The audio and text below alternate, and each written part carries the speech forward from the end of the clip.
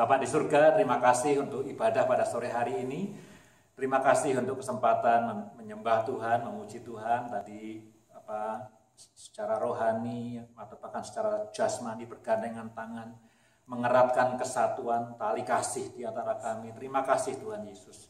Saat ini kami mau menyiapkan hati kami untuk mendengarkan firman Tuhan. Berbicaralah kepada kami Tuhan Yesus. Tolong kami untuk merendahkan hati kami, membuka hati kami untuk menerima firman-Mu. Terima kasih Tuhan Yesus, dalam nama-Mu kami berdoa dan mengucap syukur. Amin. Hari ini kita sampai di Markus pasal yang ke-14. Hari ini kita akan bicara tentang pengadilan. Ya, barangkali di antara kita pernah ke pengadilan. Sesimpel-simpelnya pengadilan kalau ditilang mobil, barangkali pernah ya. Saya pernah sekali. Bukan di Kanada tapi di Amerika dulu, kena tilang karena parkir di tempat yang salah gitu ya. Kemudian kontes di pengadilan. Kita baca Markus pasal yang ke-14 ya. Markus pasal yang ke-14, Yesus di hadapan Mahkamah Agama ayat 53. Atau Mahkamah Agama Sanhedrin. Sanhedrin itu bahasa Yunaninya, sannya itu sun, S-U-N, ya, kayak sinagog itu juga S-U-N dalam bahasa Yunani. Nah, S-U-N atau sun itu artinya bersama-sama. Jadi sinagog itu ibadah bersama. Di sinagog kita tidak sendirian beribadah bersama-sama. Sanhedrin itu kira-kira artinya duduk bersama, ya, duduk bersama-sama, rapat maksudnya, discuss untuk memutuskan keputusan-keputusan yang berhubungan dengan hukum ya. Jadi kalau mau tahu Sanhedrin artinya apa, ya itu artinya ya. Nanti saya akan perlihatkan di mana itu adanya. Ayat 53. Kemudian Yesus dibawa menghadap imam besar, ya, bayangkan ya, imam besar. Lalu semua imam kepala, ya, ada imam besar, ada semua imam kepala, kemudian ada tua-tua, the elders, ya. Kemudian ada ahli Taurat, the teachers of the law, the Pharisee. Wah, ini sangat intimidating kalau pernah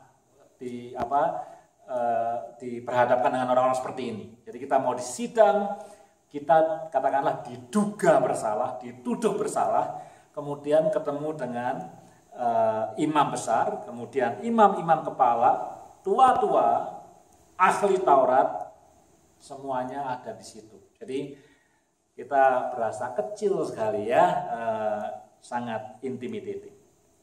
Dan Petrus mengikuti dia dari jauh, ya, nggak berani mendekat, dari jauh, ya, sampai ke dalam halaman imam besar, dan di sana ia duduk di antara pegawai-pegawai sambil berdiam dekat api. Jadi dia nggak ikut rapat, nggak ikut mendengarkan, dia jauh, ya, jauh dari Tuhan Yesus, cuma di halaman saja. Masih ada api unggun. Kita nggak pasang api unggun di dalam gereja, api unggun ya di luar sana.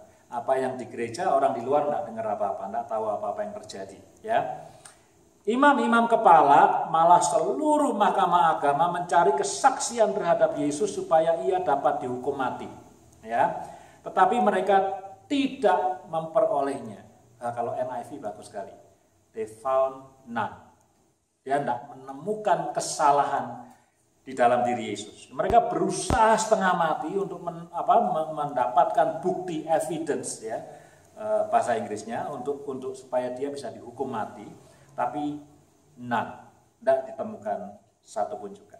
Ya, banyak juga orang yang mengucapkan kesaksian palsu terhadap dia, tetapi kesaksian-kesaksian itu tidak sesuai yang satu dengan yang lain. Jadi bukan hanya yang nyidang, yang ngomong hal-hal yang buruk mengenai Yesus, tapi diundang saksi-saksi, ya, suruh ngomong di pengadilan untuk menjatuhkan Yesus. Saksiannya palsu, jadi bukan kesaksian yang benar, gitu ya. Tapi saling bertentangan, tidak sinkron, gitu ya. Lalu beberapa orang naik saksi melawan dia dengan tuduhan palsu ini. Kami sudah mendengar orang ini berkata, perhatikan, ini misalnya saksi palsunya II ya, misalnya ya. II ngomong, kami sudah mendengar orang ini berkata. Ini yang ngomong II loh ya, bukan Tuhan Yesus. ya. Tapi dia ngomong seolah-olah Tuhan Yesus ngomong ini, ya. Aku akan merubuhkan bait suci buatan tangan manusia ini, dan dalam 3 hari akan kudirikan yang lain yang bukan buatan tangan manusia. Ini katanya II atau katanya si saksi palsu tadi. Yes, Yesus pernah ngomong yang serupa dengan ini, tapi tidak seperti ini. Nanti kita lihat di mana ayatnya, ada beberapa ayat gitu ya. Tapi tidak seperti ini yang dia omongin ya. Dalam hal ini pun kesaksian mereka tidak sesuai yang satu dengan yang lain ya.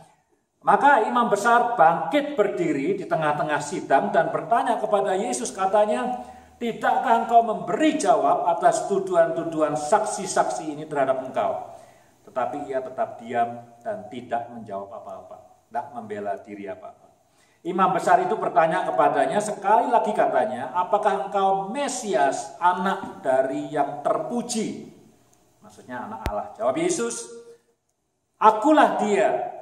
Ya, akulah dia, dan kamu akan melihat Anak Manusia duduk di sebelah kanan yang Maha Kuasa dan datang di tengah-tengah awan-awan di langit. Maka imam besar itu mengoyakkan pakaiannya dan berkata, untuk apa kita perlu saksi lagi? Ya, kamu sudah mendengar hujatnya terhadap Allah. Bagaimana pendapat kamu? Lalu dengan suara bulat sepakat mereka memutuskan bahwa dia harus dihukum mati. Ayat 65 ini penting ya.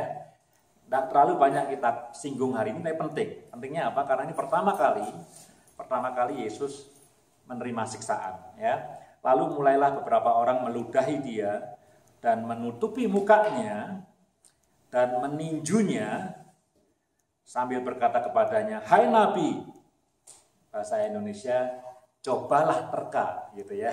Kalau di bahasa Inggris, ayo bernubuat ya, ayo bernubuat gitu ya. Malah para pengawal pun memukul dia. Nah, saudara, itu cerita. Nah, tadi saya bilang Yesus yang dikutip sama saksi palsunya itu. Mari kita lihat Injil Yohanes. Injil Yohanes pasal yang kedua, ayat yang ke-19. Ini yang diucapkan Yesus. Ya, Injil Yohanes pasal 2 ayat 19.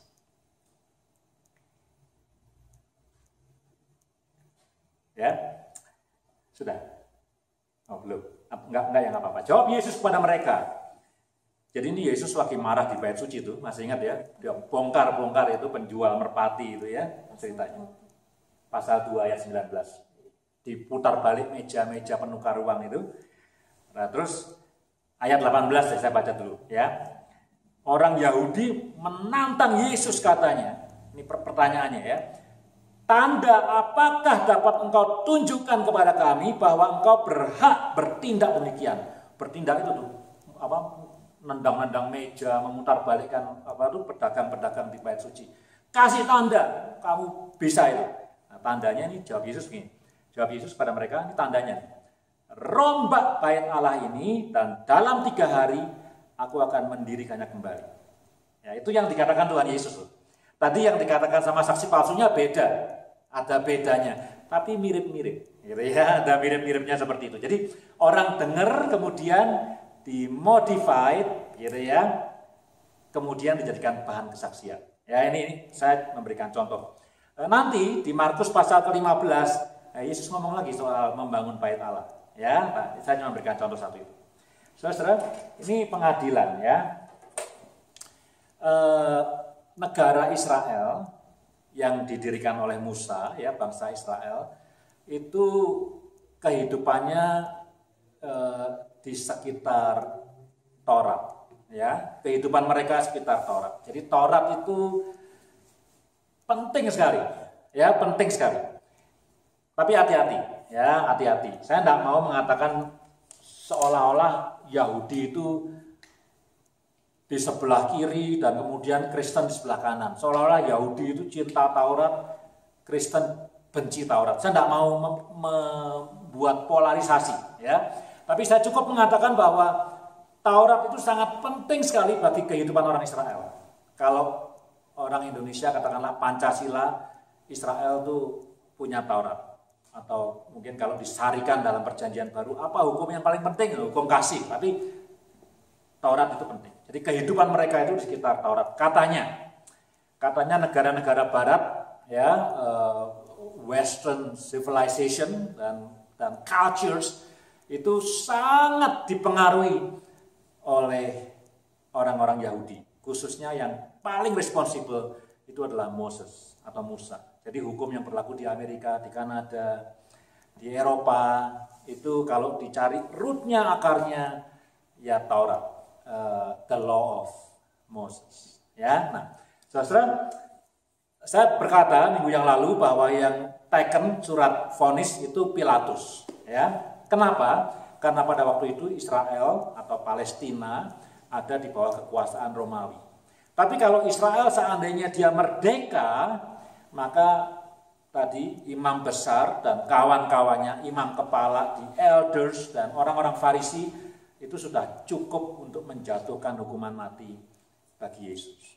Tapi karena mereka di bawah Romawi, maka masih ada satu step lagi, yaitu Pilatus, khotbah minggu depan. Ya, jadi, nah, saudara, mari kita lihat, ya, saya menjelaskan backgroundnya dulu nih, introduction dulu, ya. Mari kita lihat Ulangan. Kalau mau dikasih lihat boleh, kalau enggak juga kita apa-apa. Ulangan pasal yang ke-16, ya, Ulangan pasal ke-16. Ayat 18 sampai 20, 3 ayat aja, ya. Ulangan pasal 16, 18 sampai 20, saya baca. Hakim pengadilan yang adil, judulnya. Hakim-hakim dan petugas-petugas haruslah kau angkat di segala tempat yang diberikan Tuhan Allahmu kepadamu menurut suku-sukumu. Mereka harus menghakimi bangsa itu dengan pengadilan yang adil. Jadi harus just. Janganlah memutarbalikkan keadilan, janganlah memandang bulu, dan janganlah menerima suap, sebab suap membuat buta mata orang-orang bijaksana dan memutarbalikkan perkataan orang-orang yang benar. Semata-mata keadilan itulah yang harus kau kejar supaya engkau hidup dan memiliki negeri yang diberikan kepadamu oleh Tuhan Allahmu. Penting sekali, ya. Kalau keadilan diabaikan dalam kehidupan orang Israel, maka negeri yang dijanjikan Tuhan itu tidak akan dimiliki. Jadi akan dikalahkan oleh bangsa lain, akan dirampas oleh bangsa lain. Jadi syaratnya supaya tanah perjanjian itu bisa makmur, dimiliki oleh Israel, keadilan harus ditegakkan. Itu aja. Ini berlaku di mana-mana. Orang Kristen di Indonesia percaya, ya, kalau Indonesia mau makmur, mau sejahtera, yang mesti ditegakkan keadilan, the just system, gitu ya. Nah, dia bilang tiap-tiap sukumu mesti ada hakim dan petugas-petugasnya. Ini kalau hari ini di Indonesia namanya pengadilan negeri, gitu ya, pengadilan provinsi, provincial court di Alberta, ya, ada kasus apa ke situ. Nah, sekarang kita lihat lagi pasal 17 ayat 8, ya. Pasal 17 ayat 8. Judulnya di Alkitab bahasa Indonesia pengadilan tertinggi. Nah, ini Mahkamah Agung, Mahkamah Agama, ya. Nah, kasusnya yang lain lagi. Kita baca ayat 8 sampai ayat 13. Apabila sesuatu perkara terlalu sulit bagimu untuk diputuskan, tadi yang di ayat pasal 16 yang petugas-petugas dan hakim itu terlalu sulit untuk diputuskan, misalnya bunuh-membunuh, tuntut-menuntut, atau luka-melukai, perkara pendakwaan di dalam tempatmu, maka haruslah engkau pergi menghadap ke tempat yang akan dipilih Tuhan Allahmu. Kalau yang tadi di Alberta punya court, di Ontario ada court, di BC ada court, di Saskatchewan ada court. Tapi kalau ini tidak bisa diatasi di masing-masing, harus dibawa ke tempat yang akan dipilih oleh Tuhan sendiri. Haruslah engkau pergi kepada imam-imam orang Lewi dan kepada hakim yang ada pada waktu itu dan meminta putusan mereka. Mereka akan memberitahukan kepadamu keputusan hakim dan engkau harus berbuat menurut keputusan yang diberitahukan mereka kepadamu dari tempat yang akan dipilih Tuhan. Engkau harus melakukan dengan setia segala yang ditunjukkan mereka kepadamu. Itu ayat 11. Ayat 12 dan 13 memberitahu kalau kamu tidak nurut dengan keputusan itu, bakal celaka kamu. Ya, jadi ada pengadilan lokal, ada mahkamah agung. Ya, jelas ya. Terakhir nih, kasih konteks. Pasal 19. Jadi pasal 16, pasal 17, pasal 19. Nah ini pasal 19 nanti berkaitan erat dengan khotbah hari ini. Pasal 19 ayat 15. Dari hal saksi. Satu orang saksi tidak dapat menggugat seseorang mengenai perkara kesalahan apapun atau dosa apapun yang mungkin dilakukannya. Kalau benar-benar nih, saya membunuh orang, benar nih, cuma yang lapor, saya tidak bisa dihukum. Harus 2. Jadi 1, dan saya benar nih, ini bukan cuma isu, benar, dan dia lihat, bukan hantu ini ya. Saya bunuh orang, tapi saya bisa bebas kalau cuma dia yang lihat. Ya, maka itu tadi tua-tua ngasih kesaksian palsu, dia masih mesti ngumpulin orang banyak untuk memberi kesaksian yang palsu juga. Baru atas keterangan 2 atau 3 orang saksi perkara itu tidak disangsikan. Apabila seorang saksi jahat menggugat seseorang untuk menuduh dia mengenai suatu pelanggaran, ini yang terjadi dalam Markus 14, saksi dusta, saksi palsu supaya Yesus dihukum mati, masih ingat tadi yang kita baca? Maka kedua orang yang mempunyai perkara itu haruslah berdiri di hadapan Tuhan, di hadapan imam-imam dan hakim-hakim yang pada waktu itu. Maka hakim-hakim itu harus memeriksanya baik-baik, dan apabila ternyata bahwa saksi itu seorang saksi dusta dan bahwa ia telah memberi tuduhan dusta terhadap saudaranya, maka kamu harus memperlakukan sebagaimana ia bermaksud memperlakukan saudaranya. Maksudnya apa? Gini. Kalau saya mengucapkan saksi dusta, II sudah membunuh orang, ya, terus dia dihukum 10 tahun misalnya, ya, terus kemudian hari ketahuan, oh ini aku saksi dusta, ya, dia harus bebas karena dia tidak membunuh atau tidak tahu, mungkin dosanya bukan membunuh, dosa yang lain lagi tidak tahu, tapi dia harus dibebaskan dari yang 10 tahun itu, dan yang mengucapkan saksi dusta harus nanggung yang 10 tahun itu. Nah, nangkap ya.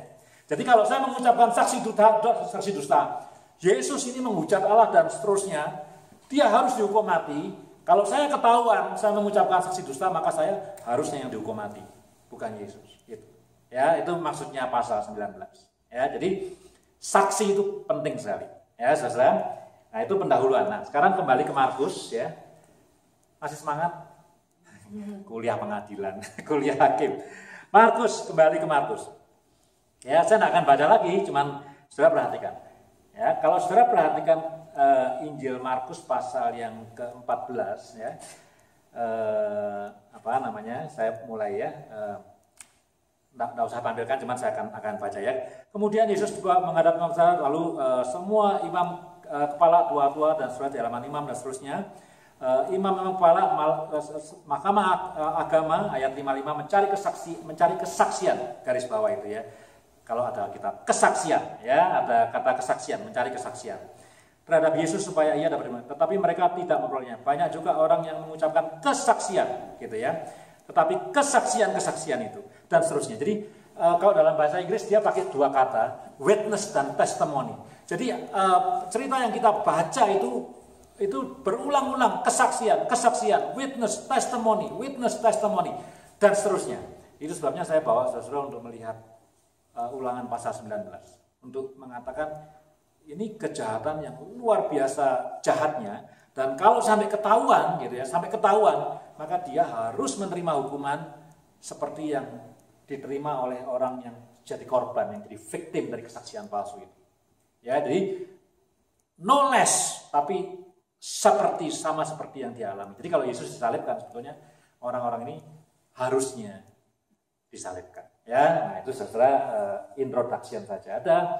Ada 3 hal yang kita perlu belajar di sini. Ya, nomor 1, kita perlu berhati-hati dengan mengucapkan dusta.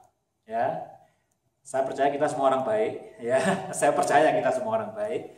Yang di sini semua saya kenal orang baik. Ya, tapi dusta itu bisa terjadi dengan berbagai cara. Ya. Tentu yang paling parah adalah yang terjadi pada Yesus. Ya, kalau yang terjadi pada Yesus namanya konspirasi. Jadi imam-imam kepala berusaha setengah mati menunjukkan evidence, tujuannya bukan untuk mewujudkan keadilan, tapi tujuannya adalah supaya Yesus dihukum mati. Perhatikan ya. Jadi semua mengumpulkan saksi, manggil saksi, tujuannya bukan untuk mewujudkan keadilan, tapi tujuannya adalah untuk menghukum Yesus dengan hukuman mati. Bukan cuma untuk memenjara, tapi untuk membuat dia mati. Jadi tujuannya bukan lagi justice, tapi death sentence untuk Yesus. Ya, nah, itu yang paling parah, konspirasi. Jadi kesaksian palsu. Tapi kita itu bisa kesaksian palsu dengan cara yang tidak sengaja, so simple. Dulu waktu di pelonco zaman mahasiswa ya, yang pernah mahasiswa di Indonesia ada pelonco. Pernah enggak ada permainan ya? Enggak cuma di pelonco sih, di mana ada permainan ya. Permainannya adalah orang yang di pelonco suruh baris mungkin 50 orang atau 25 orang ya. Orang yang pertama dikasih kertas toh, ada kalimatnya apa gitu ya, terus atau di BCI kalimatnya apa, terus disuruh estafet, tahu kan? Nanti yang terakhir suruh ngomong gitu kan. Jadi setelah 25 orang itu, ini permainan sudah, dan dipakai juga untuk leadership game dan segala macam. Udah permainan yang tua, sejak saya SMP udah mulai main, tapi selalu saja hasilnya itu yang di ujung sana sama yang di awal tuh lain. Kadang-kadang drastis loh bedanya. Luar biasa ya. Padahal kalimatnya juga ada panjang-panjang amat gitu ya. Mungkin 1-2 kalimat gitu ya. Diteruskan lewat telinga atau lewat peragaan ya kadang-kadang ya. Lewat peragaan atau apa. Tapi di endingnya itu bisa lain gitu ya saya. Nah, kalau lain itu palsu nggak? Ya palsu karena bukan yang yang diintensikan di awal gitu ya. Jadi kadang-kadang kita ini tidak sengaja, tidak seperti yang dilakukan oleh para tua-tua Yahudi kepada Yesus, tapi kita menjadi saksi palsu karena apa? Karena kita tidak punya attention yang enough, ya, tidak punya perhatian yang cukup terhadap ya kalau firman Tuhan, apa yang dikatakan firman Tuhan. Ya, hati-hati nih, orang yang sering ngomong firman Tuhan seperti saya ini, jangan-jangan bisa juga nih jadi saksi palsu gitu ya. Firman Tuhannya nggak ngomong gitu, mirip. Ya mirip seperti itu, tapi kita sounding something different. Ya, saya tidak mau ngeritik orang, tapi saya tidak usah sebut namanya. Tapi ada satu pendeta di Amerika yang terkenal, ya, saya suka dengerin dia. Ada satu pendeta di Amerika juga yang juga terkenal, saya juga suka dengerin dia. You know right? Kristen kan macam-macam warnanya. Dalam satu khotbahnya, yang ini ngeritik yang satunya. Jemaatnya sama-sama banyaknya, menurut saya diberkati oleh dua-duanya gitu ya, cuman beda aliran gitu ya. Dan yang satu ini mengatakan bahwa itu bukan firman Tuhan itu, ya. Jadi itu bukan firman Tuhan yang disampaikan sama pendeta satunya itu ya, bukan firman Tuhan. Wah, ya saya tidak mau gimana ya, itu it's happening gitu ya. Nah, saudara, ini ceritanya lain lagi nih. Seringkali kita tidak pay attention enough to the word of God. Atau kalau itu bukan the word of God, terhadap perkataan orang, lalu kita bilang, minggu lalu si Au ngomong gini nih. Wah, gitu ya. Padahal mirip. Ya, saya tidak punya maksud loh. Saya tidak punya maksud untuk misalnya, ini korbannya bukan Aunya. Au ngomong sesuatu tentang something else gitu ya. Terus saya ngomong sama orang lain. Minggu lalu ngomong ini tentang that something else gitu ya, yang katakanlah akibatnya merugikan that something else, padahal dia nggak ngomong gitu, cuman kira-kira begitu gitu ya. Tapi kemudian saya ngomong sesuatu yang akibatnya itu something else itu rugi. Kalau dia toko misalnya aku ngomong tuh masakan di toko itu terlalu asin ya, saya ngomong masakan di toko itu tidak enak, menyebabkan darah tinggi. Saya menafsirkan gitu ya, karena asin kemudian menyebabkan darah tinggi dan tidak enak dan seterusnya. Kemudian restorannya tutup, ya, atau sepi pengunjungnya. Pemiliknya sekarang ruginya tidak tahu berapa $1,000 seman. Nah, saudara, kalau menurut tadi Ulangan pasal 19, Nah itu saya harus didenda dengan sebesar kerugian dari si rumah makan itu. Ya, jadi saudara, kita diminta melalui firman hari ini yang pertama untuk berhati-hati, ya berhati-hati dengan mulut kita untuk meneruskan. Kalau asal usulnya kata-kata itu dari kita sendiri itu soal lain lagi. Tapi untuk meneruskan apa yang dikatakan orang atau apa yang kita temukan di dalam Alkitab atau apa yang kita temukan di dalam satu buku bacaan dan seterusnya, khotbah yang kita dengar, kita perlu hati-hati. Karena kita punya potensi yang besar sekali seperti permainan berantai tadi untuk menjadi saksi palsu. Meskipun kita tidak punya intention itu. Ya, ini sekali lagi beda dengan Tuhan Yesus. Kalau yang Yesus itu sudah parah sekali, it's a conspiracy. Ini konspirasi untuk menghukum Yesus dengan hukuman mati. Tapi kita dalam kehidupan sehari-hari juga bisa terjebak untuk menjadi saksi palsu. Karena kita seringkali tidak punya perhatian yang enough terhadap kutipan yang kita sampaikan kepada orang lain.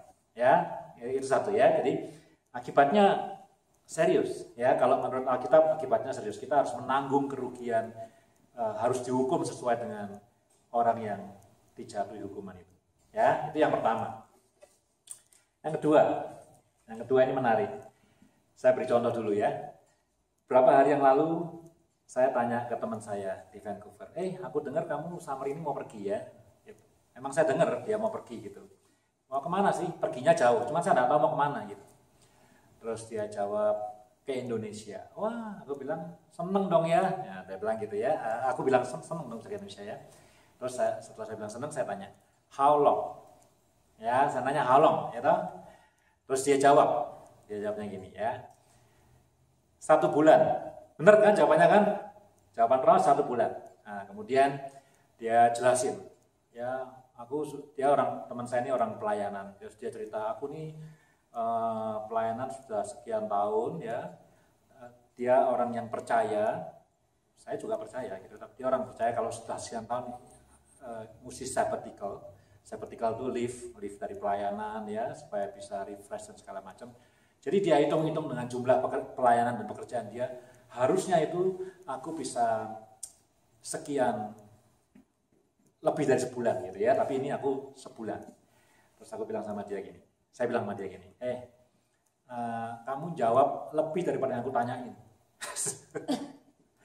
Kan saya cuma nanya how long, saya udah nanya penjelasan kenapa kamu perginya sebulan, saya cuma nanya how long, cukup 1 bulan, nggak usah dijelasin yang lain-lainnya gitu kan. Terus saya bilang sama dia, you know what, this Sunday aku preparing khotbah dari Sanhedrin, Yesus di hadapan Sanhedrin, dan aku belajar dari Tuhan Yesus. Dia nanya, belajar apa? Ya, untuk save words, menghemat kata-kata, ya. Nanti di hadapan Pilatus juga Yesus tidak mau ngomong banyak-banyak gitu ya, save words gitu, tidak mau ngomong terlalu banyak gitu ya, hemat-hemat saja. Tentu saya ngomong dengan emoticon tersenyum ya, Nah, menarik nih ya. Yesus ya itu akhirnya dijatuhi hukuman mati. Ini perhatikan ya, Yesus dijatuhi hukuman mati bukan karena kesaksian palsu dari orang-orang yang datang di pengadilan itu. Ya, Yesus dijatuhi hukuman mati setelah dia ngomong. Apa yang dia omongin? Nah ini, ya, satu-satunya yang dia omongin, ya. Nih, ayat 62. Jawab Yesus. Ya ini cuma sekali-kalinya dia ngomong ya ini. Jawab Yesus. Akulah dia. Ditanya, apakah kamu anak Allah? Dia jawab, akulah dia. Dan kamu akan melihat anak manusia duduk di sebelah kanan yang maha kuasa dan datang di tengah-tengah awan-awan di langit. Ayat berikutnya langsung imam besar mengoyakkan pakaiannya. Untuk apa kita perlu saksi lagi? Kamu sudah lihat bagaimana dia menghujat Allah. Dia deserve hukuman mati. Ya, selesai. Jadi para imam kepala ngasih kesaksian palsu, tidak mempan. Ya, pertentangan. Diundang orang-orang luar, suruh kasih kesaksian, tidak mempan. Ya, Yesus ditanya, kamu tidak mau bela diri? Ya diem aja. Lalu ditanya, apakah kamu benar? Apakah betul bahwa kamu adalah anak Allah? Yes. Dan kamu akan lihat dia duduk sebelah kanan Allah Bapa dan nanti turun di awan-awan. Ya, Nah, ini kalau saya bilang Yesus ini cari mati sebenarnya ya. Ya, dia ngomong itu. Dia tidak banyak bicara, dia bicara sedikit, tapi yang dia sampaikan itu is the truth, dan akibatnya adalah death sentence, hukuman mati untuk dia. Dia bisa ngomong banyak yang lainnya, yang bisa meloloskan dia dari hukuman mati itu, tapi enggak. Dia save words, dia menghemat kata-kata, tapi ketika dia mengucapkan kata-kata, dia mengucapkan the truth, dan setiap truth itu bear risk, mengandung resiko. Saya dulu pernah punya puisi yang bagus, ya, bukan saya yang nulis loh ya. Dan menariknya, ini yang nulis adalah anonymous. Ya, anonymous. Jadi tidak ada penulisnya, gitu ya. Judul puisinya adalah To Risk, untuk mengambil resiko. Ya, endingnya nih. Jadi ending dari puisi ini, seseorang yang tidak mau mengambil resiko, he is nothing, he is no one. Dia bukan cuman tidak ada artinya, meaningless, tapi he or she is no one. Nothing, gitu ya. Jadi artinya encourage bahwa hidup ini mesti ngambil resiko. Semua saya khotbah ini ada resikonya. Saya berbuat apapun juga, even berbuat baik itu ada resikonya. Nah, Tuhan Yesus itu pelit dalam hal kata-kata, safe words, tapi ketika dia bicara the truth. Even if the truth itu mengandung resiko hukuman mati. Ya, nah saudara, ini hal yang kedua. Tadi hal yang pertama memang kita belajar untuk hati-hati dengan mulut supaya kita tidak mengucapkan saksi dusta. Even kalau kita tidak intentionally ingin mengucapkan itu, ya, karena dianggap sama Alkitab serius sekali. Yang kedua, kita dilatih, kita diajar untuk berani mengucapkan kebenaran untuk resiko yang sebesar apapun juga. Ya, nah, itu hal yang kedua yang kita belajar dari kisah ini. Apakah kita mau menanggung resiko demi kebenaran? Itu yang diambil oleh Tuhan Yesus. Dan kita belajar sesuatu yang bagus sekali, bahwa Tuhan Yesus tidak bisa dijatuhkan oleh kesaksian palsu. Tapi dia disalib karena dia mengatakan atau mengucapkan the truth, bukan karena kesaksian palsu. Ya, itu yang kedua. Yang ketiga. Kita baca ayat 55 ya, sekali lagi. Imam-imam kepala malah seluruh mahkamah agama mencari kesaksian terhadap Yesus supaya ia dapat dihukum mati. Ini yang dari saya pakai bahasa Inggris. But they found none. Tetapi mereka tidak memperolehnya. Nah, ini penting sekali karena ternyata Tuhan kita, Yesus itu proof to be innocence. Ya, jadi dia itu innocence, spotless, blameless, gitu ya. Jadi tidak ada. Jadi Tuhan kita, Yesus kita itu dia proven to be innocence, tidak bersalah. Dia blameless, anak domba yang tanpa cacat, anak domba yang sempurna, yang spotless. Itu adalah Tuhan kita. Padahal digantung di atas kayu salib itu adalah hukuman bagi terdakwa yang paling hina dan paling jahat. Kalau cuma maling ayam, tidak perlu disalib. Kalau cuma ya nggak ada yang cuman ya kejahatan itu ya. Tapi kalau kejahatannya itu kecil-kecil, itu tidak perlu disalib gitu. Even kejahatan yang besar juga tidak perlu disalib. Tapi kalau itu memalukan, sudah parah sekali, baru disalib. Ya, jadi sudah yang paling hina, yang mungkin bisa diterima oleh seseorang, itu adalah disalib. Tapi Yesus disalib, even though dia tidak deserve untuk disalib. Dia innocence. Imam-imam kepala tidak bisa membuktikan bahwa dia itu bersalah. Dia innocence. Tadi bagus tadi yang poin kedua. Dia tidak disalib karena kesaksian palsu. Dia tidak disalib karena kriminal. Tuhan kita bukan Tuhan yang kriminal. Dia Tuhan yang murni, Tuhan yang suci, Tuhan yang kudus. Tapi dia harus disalib. Untuk apa? Untuk menebus dosa kita. kita rayakan hari ini melalui perjamuan kudus. Nah, saudara, itu 3 hal yang kita pelajari sebelum saya akan memberikan refleksi terakhir. Yang pertama kita belajar hari ini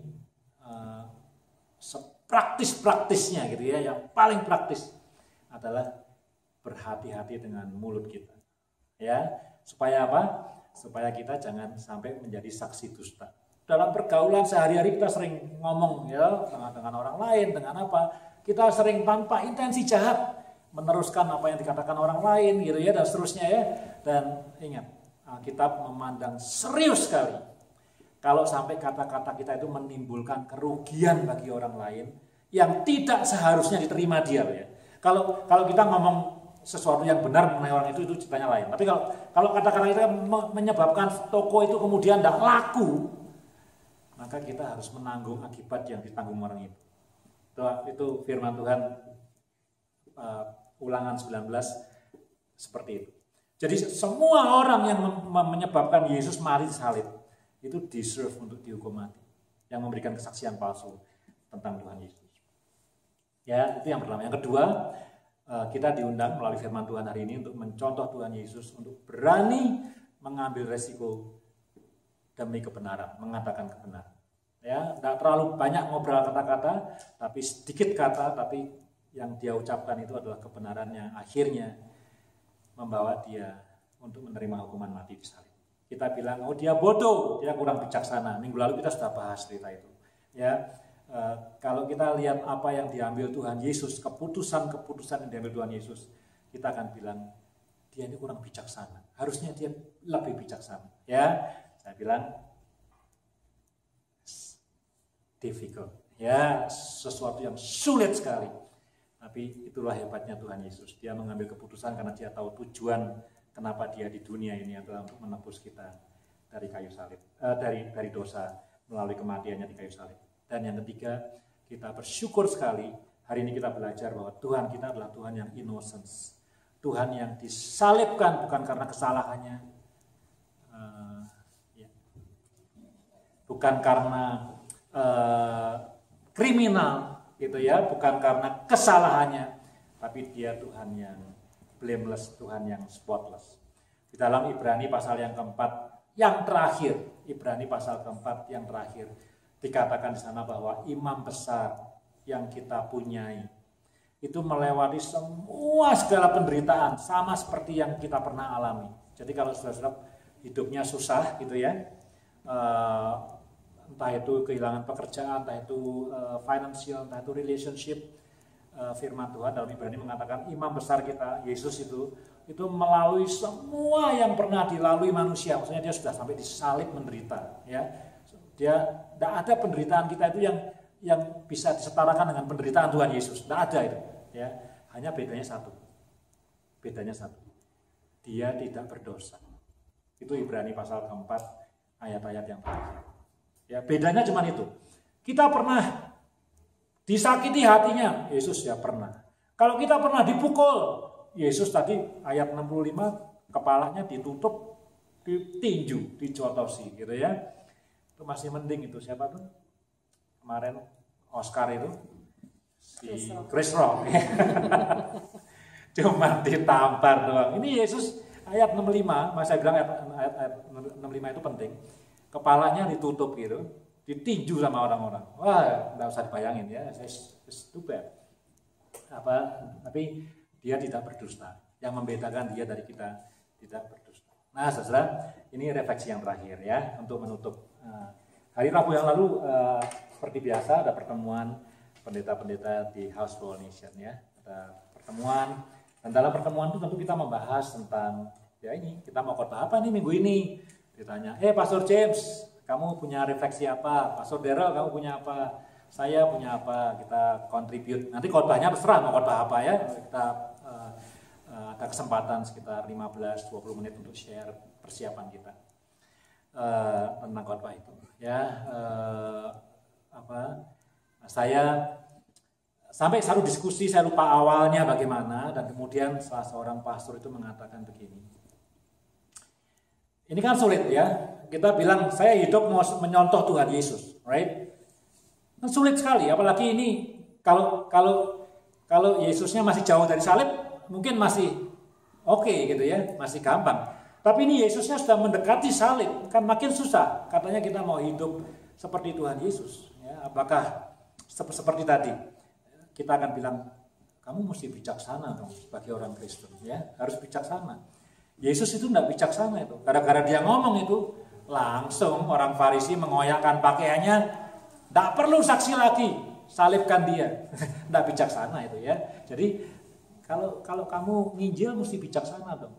Ya, akhirnya apa? Tidak pernah nginjil, bijaksana terus soalnya kan. kalau jangan nginjil nanti kamu bisa ditangkap polisi, ya, apalagi kalau di Indonesia. Nanti kalau kamu nginjil bisa dibenci orang. Ya, kalau bijaksana tidak pernah nginjil nanti akhirnya. Ya, kemudian ada satu pendeta. Ini bukan jelek atau bagus. Ya, pendeta itu bilang begini.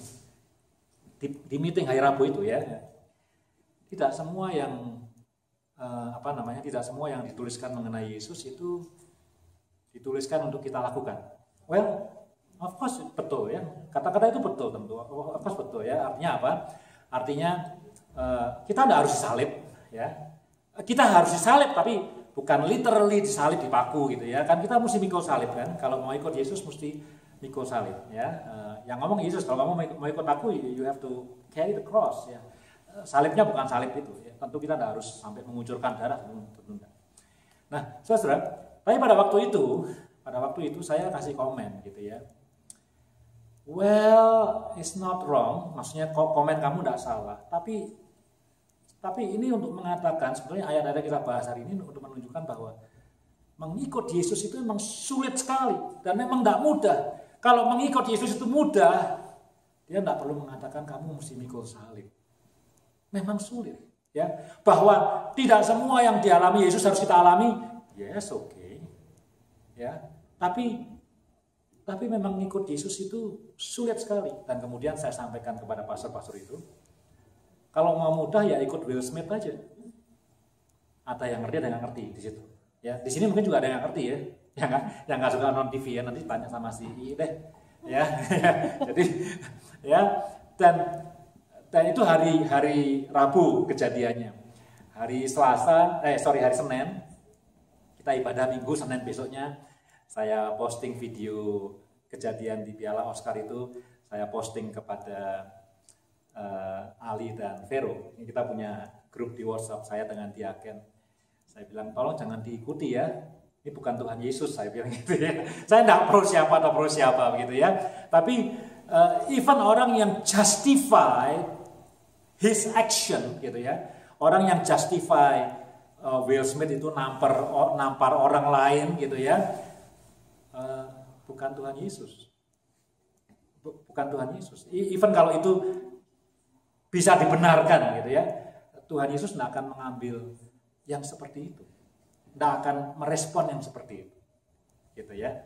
Nah, saudara, refleksi itu kemudian saya tidak bilang refleksi saya itu hebat, tapi memberikan warna yang baru.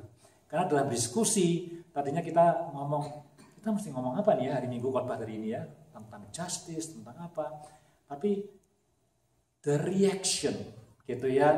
Memang tidak semua yang dialami Tuhan Yesus harus kita alami.